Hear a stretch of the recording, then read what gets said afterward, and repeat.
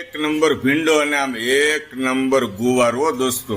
મારી વાઈફ છે ને આમ શાક માર્કેટમાંથી વીણીને આમ ગૌઠો ભીંડો અને ગૌઠો ગુવાર લઈને આવીશ. આમ જો વાહ, ખરીદી કરતા સારું આવડે માર્કેટમાં તને. શાક માર્કેટમાંથી માર્કેટનું નથી તો ગામડેથી ગામડેથી આવ્યું છે.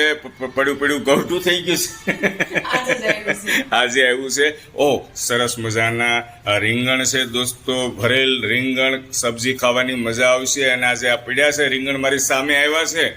મને 100% વિશ્વાસ છે કે આજે મારી વાઈફ મારા માટે ભરેલ રીંગણની સબ્જી બનાવશે. ચટાકેદાર, ખાવાની મજા આવશે.